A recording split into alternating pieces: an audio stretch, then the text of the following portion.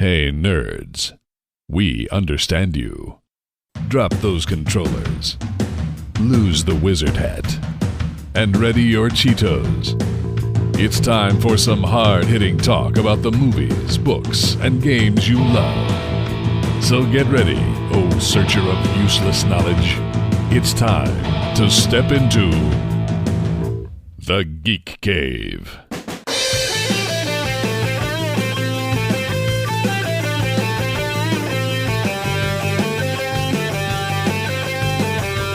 Now, broadcasting from a top secret and totally awesome hidden base, I'm Kent Harris, and here's Darren Wright, Justin White, and Chad Savage. Welcome to episode 150 of the show that one guy said on YouTube was bad. It's Geek Cave Podcast. I'm Darren. I'm Justin. I'm Chad. Comics. And now it's time for the audience participation portion of the show. Everybody, think of your own witty intro for the episode. Ready? Go! Awesome! That was great. Good job. Very funny. Good job. Yeah. Welcome to comics. So weird, man. You're so weird. I know. I want to thank our sponsor, Shirtosaurus, digging up clothing from your past so you can look rad today. All I got was alpacas. How weird is that? Hey, everybody's a geek for something, but we'll circle back to that at the end of the episode. Shirtosaurus, digging up clothing from your past so you can look rad today with great t-shirt, sweater, and hoodie designs for everything geek chic. Whether you're a fan of old school gaming, anime, 80s cartoons, or you're just weird, find something for you at Shirtosaurus.com. And Gamefly. With membership options for every budget, plus gifts for gamers of all ages, Gamefly has thousands of titles you can keep as long as you want, and when you're done, just send it back in the postage-paid envelope for a new one. Or keep it forever and pay a lot less than in-store prices. Sign up for your free 30-day trial right now using the link at geekcavepodcast.com. We did it! 150 of these bastards. So we're done, right? Well, this is it. When we finish this one, it'll be 150. Sure, we still got to get through this one. All right, Darren, what you got? Okay. Well, let's see. This goes in the square hole. Be gentle. Be gentle. Be gentle. Be gentle. It's Darren's first time. Motherfucker, I told you be gentle. Everything goes in the square hole. Parents. This month's first time review features a book with sexually explicit content. For some reason, people get more upset about that rather than violence, so if you don't want your kids to hear about such stuff as mommy-daddy things, skip ahead about 5 minutes or so for the grade. Okay. Mommy-daddy things, Mommy-daddy things. Consenting adult things? Consenting things. Do I need to text my mommy and daddy and see if I can listen to this? It wouldn't hurt, but while you do that, if you are looking for just the verdict on this book, you can skip it. All right. Wait, I can skip the verdict? That doesn't make any sense, Darren. Yeah, well, just stick with me. Much like the next 3 to 4 minutes, we can skip it. All right. So here we go. I'm just going to sit here and plug my ears and la la la. Okay, now that that's out of the way, let me regale you gentlemen with the first image and sentence of today's comic. A brunette in a modified space jumpsuit, like what they wear under spacesuits, you know, with the front zipped all the way open, her cleavage visible, lounging in a seductive pose, looks over her glasses and says, "I want you to fuck me, you sexy fish man." I've seen this movie. No, you haven't. So begins today's comic entitled Money Shot. Okay.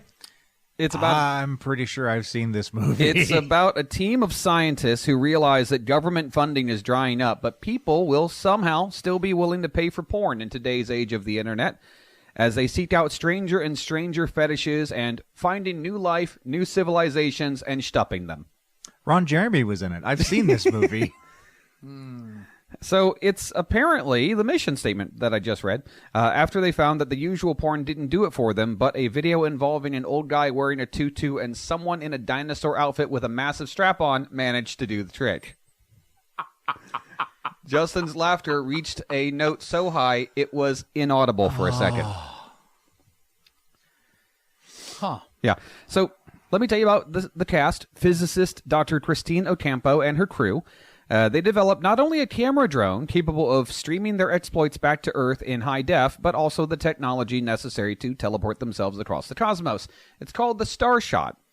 But once they hatched the let's make porn plot, it got renamed to the Money Shot for obvious reasons. Of course. Of course, yes. What are those? Well, people will pay to see this. Oh. Yeah. Other cast members include Dr. Bree Wander, a physicist who is kind of into Ocampo, but also hates her for some reason. So I really dig soft cheese. yeah. There's Dr. Annie Leong. I got it. Annie Leong, an epidemiologist who managed to come up with a way to bang aliens without ending up with extraterrestrial warts. So an ET-STD. Yes. Dr. Omar Steinberg, an astrophysicist who used to date Ocampo and is into manga, and the whole situation is awkward. And Dr. Doug Koch, spelled K-O-C-H, but pronounced how I said it. He's a biochemist whose latest experiment was try to make a version of kale that people wanted to eat. It failed, so this is the team he's on now. He's also into weightlifting, and when presented with the Let's Fuck Aliens proposal, demanded that his porn name be Supermassive Black Hole. So he's a bottom. Clearly. Anyway, A power bottom. Anyway, back to our first panel. Oh, God, we haven't gotten off the first panel yet. So our team was taken hostage by a group of fishmen on the first planet they visited. They used the camera drone, called Little Shot, to good use, having a brief orgy and also setting up a trade. They'll give the fish guys, who live on a desert planet, bottled water in exchange for their services and safe passage. The first scene gets a 6.5 out of 10. The audience is just barely entertained. So, of course, there's, honestly, there's more to the story, but I kind of zoned out toward the end of the first issue. It's a fun idea. The art is all right. Yes, there is a lot of explicit stuff. There is a frog-looking Yodi who seems like he's meditating. Like at first, it looks like he's floating in air. He's like doing the cross-legged pose. No, he's actually resting on his giant scrotum. There's a lot of explicit stuff, like I said, but it didn't really grab me and hang on, if you know what I mean.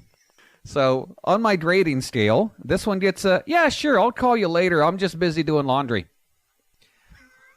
The clarity Yeah. with which you were able to reach, I think I know how this book ended. Yeah. Yeah. Oh boy. So yeah, that was what drew 150. That one. So Wow. welcome back to the people who skipped ahead. It was fine. It's not your fault. It happens to everyone. All right. Chad, Yeah. you, palate cleanser? Well, I was Mint anything. I was doing some reading Good. and reading some Birds of Prey type Okay, stuff. yeah. And, I guess I got kind of a stupid question. Oh, Chad, there are no stupid questions. And now it's time for Chad Savage's Stupid Question. So, Katana's sword, the Soul Eater, does it ever get so filled up that she can't swing it around anymore?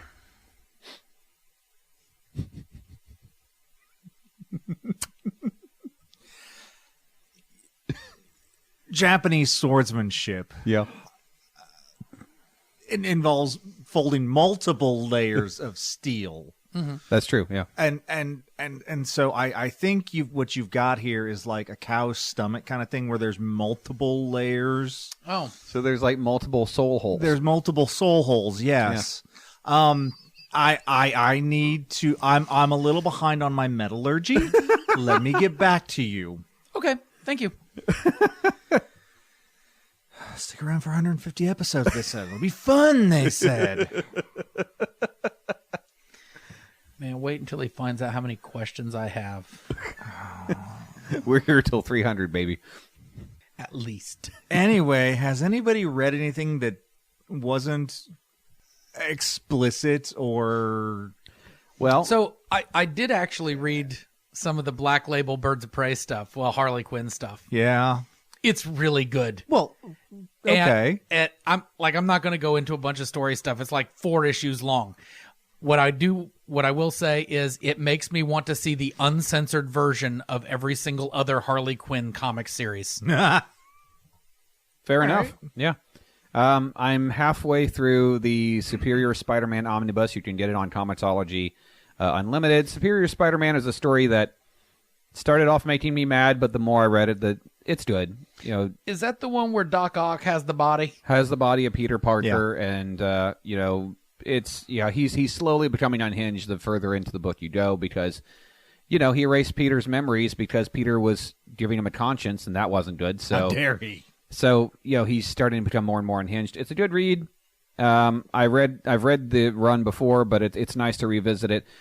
Also, I noticed while I was doing some comic perusing an ad, which may have already come to fruition by the time that this podcast reaches your ears, dear listener. I was going to ask you about that. Yeah. So it has an ad for Amazing Spider-Man 25 and 26.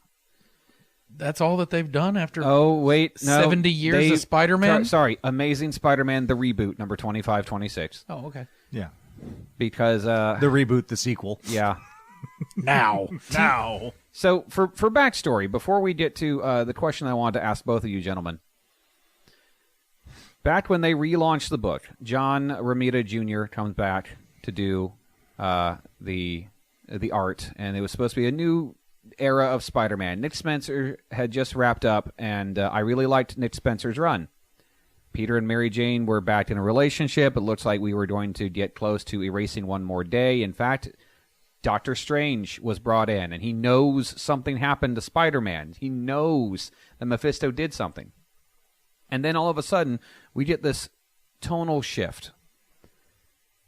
Spider-Man wakes up in a crater somewhere on the East Coast outside of a major populated area. He screams. Oh, like Raphael did in that one movie. Sure. Mm-hmm. 6 months later is the very next panel of Amazing Spider-Man, the reboot number 1.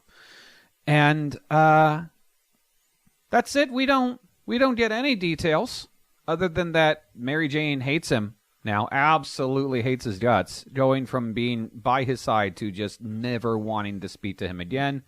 Most people, in fact, who happen to know that Spider-Man is Peter Parker, absolutely hate him. The only person who doesn't, besides Black Cat, is Norman Osborn. Norman Osborn is making Peter's tech for him and making his suits for him.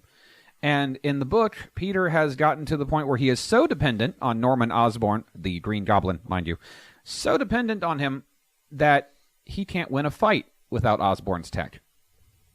So, keeping all that in mind, in the first issue, we find out that Mary Jane not only has a husband named Paul, who has the personality of very, very fine sandpaper, as in he doesn't rub off on anyone. They also have 2 children. It's only been 6 months, but these kids are at least 6 years old. Fast forward to now. Marvel says, we're finally going to get to the truth of what happened all that time ago that we haven't told you, but we keep telling you, we promise it's worth it. Like someone who says, I promise, baby, I'll change. And so my question to you, because they say this is going to be the most heartbreaking and shocking moment in the past 50 years, evoking the death of Gwen Stacy. My question to you, gentlemen, wrong answers only, of course. What did Peter do? Oh, picked a peck of pickled peppers. God damn it, Chad. Damn it. There are so many things you could have said, and that was the thing. I wasn't expecting it at all. I don't know how to react. Justin? Well, I'm going to take a more scientific approach to this. Oh, God. Okay.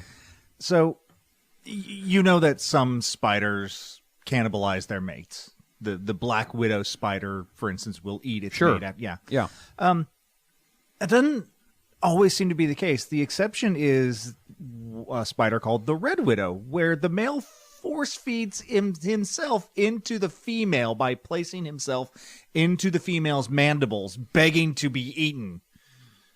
So maybe Peter let the spider brain take over. I mean, he does wear a lot of red. Maybe he was trying to have Mary Jane eat the carrot. Oh, okay. No. All right, Chad, rebuttal? Well, it's another eating thing. Sorry, it's going to be a feeding thing.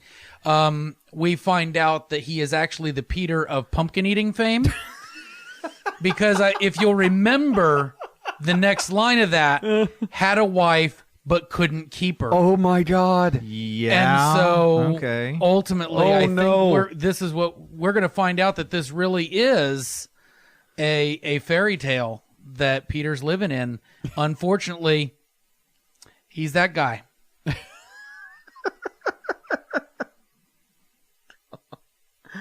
I mean, I've got other answers here that don't involve eating. My theory is that Peter finally got around to watching Dragon Ball Z. Mm-hmm. And he saw the scene where Goku did the spirit bomb thing. And so he tried to do it, but unfortunately wiped out a nursing home. Nah. He just routinely started recording their favorite shows 5 minutes after the show started. Turns out his last name isn't Parker, it's Cottontail. Signed Joe Quesada to write his memoirs. Yes. Yeah, that'll do it. Okay. Because it happens in the real world. That right? one physically hurt me. So Sorry. I'm done. I'm done. I don't. Here, this one's funnier. Okay, all right. Well, No. it's not funny, but it's innocent. Okay. He puts the toilet paper roll on the wrong. It ended the marriage. Freaking monster. I mean, Monster. it's no wonder that he's screaming epithets. Oh my gosh. All right, so yeah, I'm fine with that being the answer. Because like that seems like the worst thing. That's the only reason everyone would hate him. Clearly. I mean, everyone. Everyone. Except Norman Osborn, who obviously is a backwards who's a toilet paper psychopath roller. Yeah, anyway. he's- I was yeah, gonna say, who puts the toilet paper roll on wrong? Yeah, he's obviously okay. Cool. Thank you, guys. I hope that those of you who are listening and know what the answer is, that we were right or at least close. And if we were wrong, just keep it to yourself. Oh, I think Justin's probably nailed it. Yeah. It's probably Red Widow thing. Oh, yeah. Oh, yeah, probably. He dressed up as Paul once. Not the Beetle, the other guy. Yeah, no, I The know. sandpaper guy. Yeah. The tent maker from the Sure. Bible. Yeah, that one. And how does he even know? Loose estimation. It's called cosplay. Okay. right. I got it. I know you said we're moving on, but Okay. I got it. All right. I mean, it's your segment. Do what you want. Peter suggested to Mary Jane that they start a folk trio, Peter, Paul, and Mary. And Paul, and Mary. and Mary Jane didn't like that, but they already brought in Paul and Paul, and Mary. Puff the Magic Dragon. I can't even. I can't even look at you right now. You know, I don't understand. I find Paul quite appealing. He is the cute beetle, so I don't know what the. Anyway, has anything else? I don't know how you follow that. Oh, I know. Kent. That's right, ladies and gentlemen. Prepare yourself for Justin's long box. Yeah, baby. Extra long. So, as I said last month, I'm going through a variety of weird. Some things. Yeah, I'm going through some things. A variety of interesting storylines or single issues or whatever. And I wanted to pull out something special for the 150th. Okay. Oh. My Blazing Saddles fans will get it. It's true. So this month, I'm going to talk about Marvel Apes. Oh God. I know this. Hold on. I'm sorry. No. No. No. I Okay. got- All right. Did you just say Marvel Apes? Apes. A-P-E-S. As in Marvel Space Apes. Yes. It's not Marvelopes or something. No, it's Marvel, new word, apes, period. Okay. Hit me. Not literally, you ass. Theater of the mind, folks. Theater of the mind. So, the book starts with Martin Blank, the Gibbon. Oh, yeah. I know about the Gibbon. Former villain. His personal life is in shambles, and he attempts to side with the heroes, and is often frustrated by his own ineptitude. Out of boredom and desperation, he replies to an ad posted in the Daily Bugle by Fiona Fitzhaw, a spunky and cheery young scientist hoping to study the nature of superpowered individuals. Upon hearing that the Gibbon has had his powers since birth, as opposed to the majority of mutants who develop theirs during puberty, Fiona analyzes his aura and hypothesizes that the Gibbon may come from another reality in the multiverse. His aura? Yeah. Thought she was a scientist. It's a Marvel universe. They can read so many things. Trust me, you're going to want to hold on to that kind of thinking until later. All right. While attempting to contact such a reality, Fiona and the Gibbon are sucked into a portal that takes them to a world populated by intelligent simians. So, like, remember Money Shot that I was mentioning earlier? Think Planet of the Apes. Yeah. Except, Yeah. more high tech. Yep. More, Plain T. more The planety. apes. Here More we planety. witness a fight between Speedball, Ape X, Spider Monkey against Dr. Octopus. Is No, is that a typo? I'm sorry. No, it's Otto Octavius, but he goes by Octopus. Is that a typo? It is not. It's Damn not it. a It is typo. not. Damn it. Gibbon steps in and helps apprehend the eight-limbed simian and is asked to accompany the heroes to Ape Venger's tower. Sure. Fiona is sent to Reed Richards to help return them to Earth's 616. She discovers that in the Marvel Ape reality, the cosmic rays that gave the Fantastic Four their powers unintentionally gave Sue Storm a human-like appearance. So that's why she's always invisible, because she's hideous now. Hello, 1960s Twilight Zone. Yeah. At first, Gibbon is excited to be a member of the Ape Vengers, and even gets to talk to Captain America, who brings him into the inner circle. This turns to horror when it turns out that rather than sending Octavius, yes, I'm going to keep calling it by his real name, thank you, Octavius to prison, he is lynched by other superpowered apes. I didn't expect that. Yeah, neither did Gibbon. Yeah. You'd think that it would be a deterrent. Yeah. Well, this is so secretive, nobody else knows this. There's only a few That's people. the problem. If you're going to Yeah. execute someone, it needs to be public. You tell people, and they'll show up, and then they'll know. Televise it, like in that 1960s Twilight Zone episode. Yeah. The Obsolete Man Meanwhile, with Burgess Meredith. Fiona and the ape, Mr. Fantastic, are able to recreate the gateway back to Earth 616. But just then, Ape Captain America busts in, attacks and kills Mr. Fantastic. It's then revealed that he is actually the simian counterpart of the vampire Baron Blood, who in reality is able to take on Captain America's appearance because he imbibed so much of the super soldier blood. Yes, vampires. Vampire apes.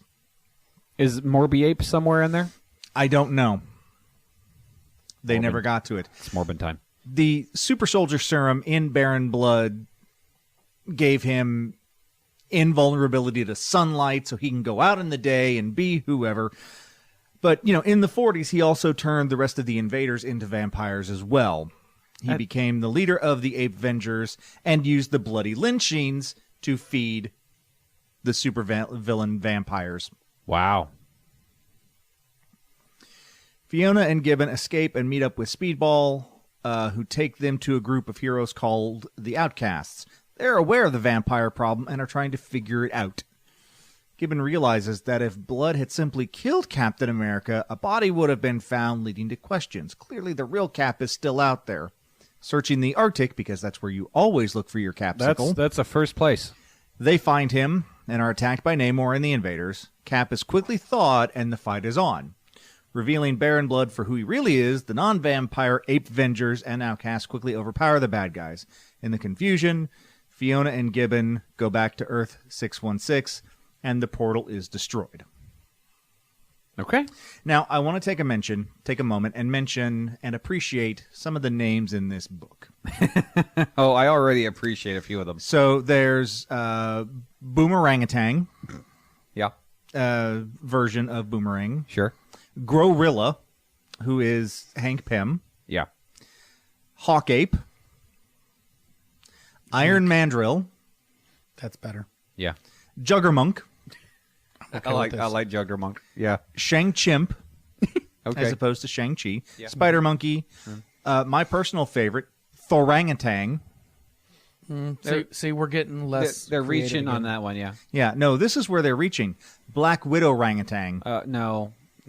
Dare Gorilla, as opposed to Daredevil. Done Black Widow. Yeah. Loki, Looki, as opposed to Loki. Mm-hmm. Yeah. Oh, and Uktron, as opposed to Ultron. Okay. So there's everything you never wanted to know about Marvel Apes. Notice that Wolverine didn't want to be caught dead in this book. Oh, Wolverine was there, but his name was just Wolverine. Yeah, he's like, I'm doing the cameo, brother, but I'm not. Yeah, no, he's there. He has lines. He has claws. He's a little short, little stout monkey dude with claws. Fair. But it That's was fair just enough. Wolverine. Fair enough. You know, they couldn't make that funny. It was already funny. So I want to thank our sponsors once again, Shirtosaurus and Gamefly. Be sure to check us out on our other shows. You Want Me to Watch What? The Week 3 podcast, the Sporadic TLDR, and on YouTube, Geek K Plays and Retromantics. Look us up on social media, including Facebook, YouTube, Twitch, and Discord. Links to all of those can be found at geekcavepodcast.com. Say hi when you get there. Be sure to tell your friends about us, and, we're on all your favorite podcast services. And now for your out-of-context comic panel. We see Wolverine standing in the midst of a kerfuffle. There's debris everywhere. His uniform is shredded. And he says, "Wow, you made Spider-Man sad? Congratulations. I stabbed the Hulk last week." For Kent, Darren, and Chad, I'm Justin, and this has been The Wonderful World of Comics. And remember, everyone's a geek for something.